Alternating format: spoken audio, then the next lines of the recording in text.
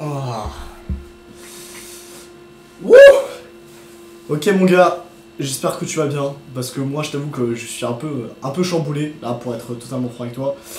Je te fais mon retour sur le marathon. Le marathon s'est très bien passé à 99%. C'est-à-dire que franchement, j'ai réussi à tenir la course, j'ai fait le marathon en moins de 6h30 il me semble. Donc c'est... Franchement je suis très content de la performance. J'ai vu des endroits magnifiques, j'ai vu des choses magnifiques.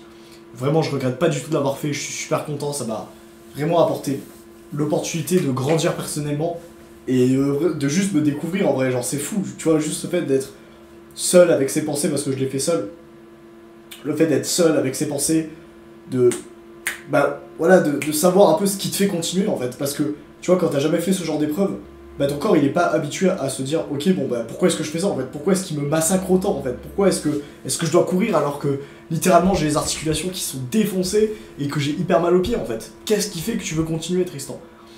Et après tu trouves des raisons, mais des raisons profondes en fait, et c'est comme ça que tu vas combler ton vide intérieur. Tu vois, on a tous déjà ressenti cette sensation de vide où bah même si t'as une bonne vie techniquement, tu vois, c'est à dire que t'as un toit sur ta tête chaque matin, tu manges à ta faim, je sais pas, t'as des études, tu vas au travail, t'as tes potes et tout, bah tu sais, tu rentres le soir et t'as un peu cette sensation de vide. Bah là en fait, c'est comme ça que tu le combles. C'est comme ça que je le comble moi personnellement. C'est à travers ce genre d'expérience que je deviens meilleur en fait. Que je deviens meilleur chaque jour. C'est énorme ce que ça m'a apporté. Que ce soit en remise en question, tu vois, j'ai pu me poser des bonnes questions, que ce soit sur mon business, sur ma famille, sur mes amis, sur les relations que j'avais actuellement, sur le sport, sur pourquoi est-ce que je faisais les choses. Vraiment, ça m'a apporté tellement. C'est juste fou en fait. Je te jure, j'en reviens pas, c'est incroyable. Vraiment, je te conseille le marathon. Si tu l'as jamais fait, je te conseille de le faire parce que vraiment, ça t'apporte énormément de choses. Et c'est juste phénoménal en fait à quel point tu vas te remettre en question sur tous les aspects de ta vie. C'est ce que j'ai fait moi et où tu vas trouver des réponses logiques et qui font du sens parce que t'as tout le temps pour réfléchir en fait et pour trouver des bonnes solutions. Des fois tu sais tu prends pas le temps de te poser et de dire ah ok mais comment est-ce que je fais pour régler ce problème concrètement. Ma famille m'a dit ça, qu'est-ce que je fais? Ah mes amis sont comme ça, qu'est-ce que j'en pense? Qu'est-ce que je veux réellement? Où est-ce que je veux être dans 2 ans? Est-ce que je vais être dans la même situation? Oui? Non? Où est-ce que je vais être? Ok, qu'est-ce que je veux faire? Pourquoi est-ce que je continue de courir, là, maintenant, tout de suite? Pourquoi est-ce que je me suis fixé cet objectif? Tu vois, et tu reviens sur des bonnes questions, et vraiment, je suis en gratitude, là, en ce moment, parce que ça va apporter tellement de choses, et tellement de clarté mentale, en fait. Donc, c'est fou. Bon, après, je vais pas te mentir, hein, je vais être honnête avec toi, mon gars, là, je suis dead.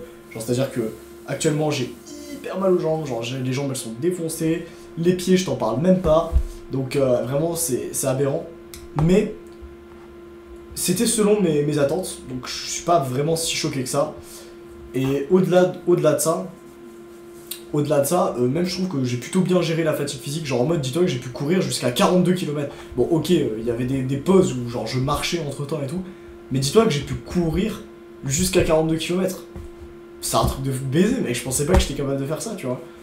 Donc je trouve que j'ai plutôt bien géré la fatigue et tout. Donc là en vrai ça va. Genre vraiment ça va. Je me sens assez bien. Je pensais que j'avais beaucoup plus mort que ça. Donc vraiment c'est plutôt cool. Je te parle aussi de l'incident qui s'est passé à 40 km. Dis-toi qu'au 40e kilomètre, je reviens près de ma résidence, de là où j'habite. Et là je vois un pélo. Mec qui commence à il veut me racketter, tu vois. Je sens qu'il veut me racketter. Genre en mode agression, vraiment. Le mec veut me racketter. Et dis-toi qu'il a déjà essayé de me racketter dans le passé en fait. Sauf que, en vrai, je l'ai trop pris à la légère et je me suis pas si intéressé que ça parce que j'ai réussi à mettre de la distance et à me casser. Mais là, j'ai refait me racketter et là, c'était pas la même. Genre, dis-toi que le pélo, il est arrivé, il a fait ouais, calme-toi et tout. Enfin, il a fait arrête-toi. Il me l'avait déjà fait avant, je m'arrête pas, je continue évidemment. Et il ferme la distance, il va de plus en plus vite. Là, je me dis, ok, c'est bizarre, tu sais, il a un peu la main comme ça, genre en mode. Tu sais, il cache un truc et tout, je me suis dit, ok, c'est trop bizarre. Je me retourne, parce que j'ai pas envie de finir planté dans le dos. Je le regarde, je lui fais, soit tu t'arrêtes, soit je te frappe. Genre, je lui dis ça, vraiment, mot pour mot, je lui dis ça. Parce que vraiment, j'étais prêt à le frapper, mec, s'il continue à rentrer dans ma zone, je continue à le taper. Donc je lui dis ça, et je comprends que non, il a envie de rester, et c'est certainement parce qu'il a une arme. Et oui, mes soupçons s'étaient confirmés, puisque, en fait, à ce moment-là, qu'est-ce qu'il me dit? Il me dit, ok, soit tu sors un truc de ton sac et tu me le donnes, soit je te plante. Et là, il sort une putain de cisaille, mec. Il sort une putain de cisaille. Donc, je te rappelle le contexte. Hein. Je sors d'un marathon. Je suis au 40e kilomètre d'un marathon. Je suis mort. Et là, il y a le putain de pélo qui vient me voir pour me raqueter, gros. Et qui me menace avec une cisaille. Évidemment, j'ai pas envie de finir mort, genre décédé. Du coup, j'ai pas envie de me battre avec lui, en fait.